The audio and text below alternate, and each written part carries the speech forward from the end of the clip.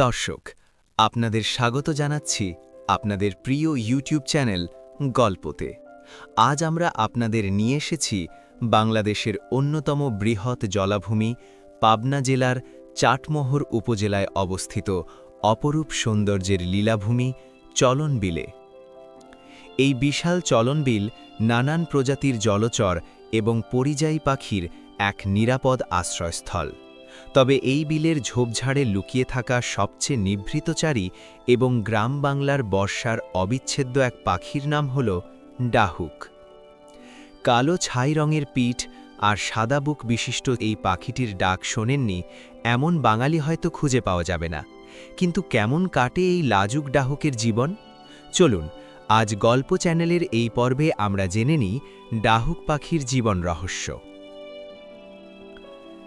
ডাহুক মূলত জলাভূমির পাখি। এরা খুব লাজুক স্বভাবের হয়, তাই মানুষের আনাগোনা টের পেলেই দ্রুত লুকিয়ে পড়ে। চলনবিলের শাপলা, শালুক আর কচুরিপানার ওপর দিয়ে এরা অত্যন্ত দ্রুতবেগে হাঁটতে পারে। এদের প্রধান খাবার হল জলজ পোকামাকড়, ছোট মাছ, শামুক, কেঁচো, ব্যাঙাচি আর শ্যাওলা বা জলজ উদ্ভিদের কচি ডগা। ডাহুক খুব ভালো সাঁতার কাটতে পারে, আবার বিপদ দেখলে ছোট ছোট ডানা ঝাঁপ দিয়ে উড়ে গিয়ে অন্য ঝোপে আশ্রয় নেয়।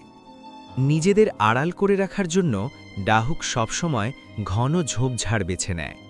চলনবিলের তীরবর্তী নলখাঙাড়ার বন, ঘন কচুরিপানার দাম, হিজল তমালের নিচু ডাল কিংবা জলাশয়ের পাশের বাঁশবাগান হল এদের বাসা বাঁধার প্রিয় জায়গা।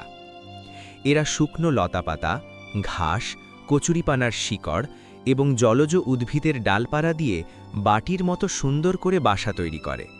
বাসাটি সাধারণত জলপৃষ্ঠ থেকে সামান্য ওপরে হয়, যাতে বিলের পানি বাড়লেও বাসা ডুবে না যায়।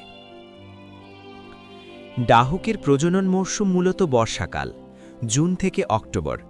এ সময় পুরুষ ডাহুক একটানা কোয়াক কোয়াক ডাক দিয়ে স্ত্রী ডাহুককে আকৃষ্ট করে। জোড় বাঁধার পর স্ত্রী ডাহুক সাধারণত 4 থেকে 8টি ডিম পারে। ডিমগুলোর রং হালকা হলদেটে বা গোলাপি আভাযুক্ত হয়, যার ওপর খয়েরি ছিটছিট দাগ থাকে।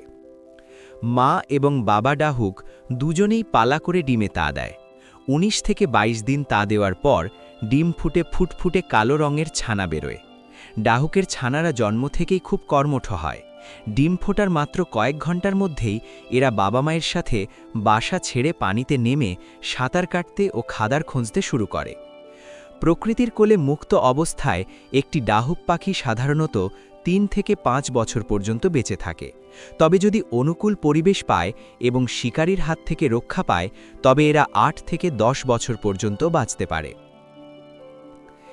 এত সুন্দর জীবনচক্র হওয়া সত্ত্বেও চলনবিলের ডাহুক আজ নানা হুমকির সম্মুখীন।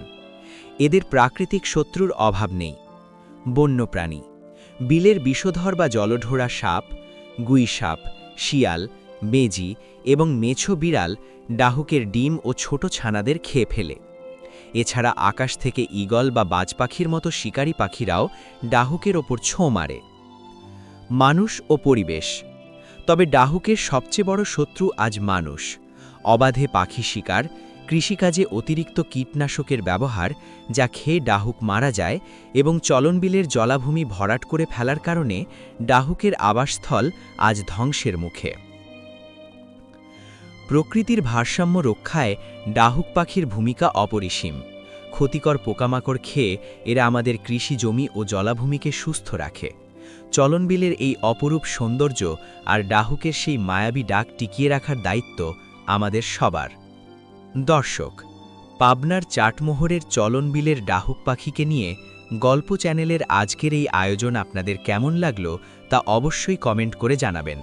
প্রকৃতির এমন আরও অজানা এবং আকর্ষণীয় গল্প জানতে আমাদের ভিডিওটিতে লাইক দিন, বন্ধুদের সাথে শেয়ার করুন এবং চ্যানেলটি সাবস্ক্রাইব করে পাশেই থাকুন। প্রকৃতি বাঁচলে বাঁচব আমরা। ভালো থাকবেন। দেখা হবে আগামী কোনো ভিডিওতে নতুন কোনো গল্প নিয়ে।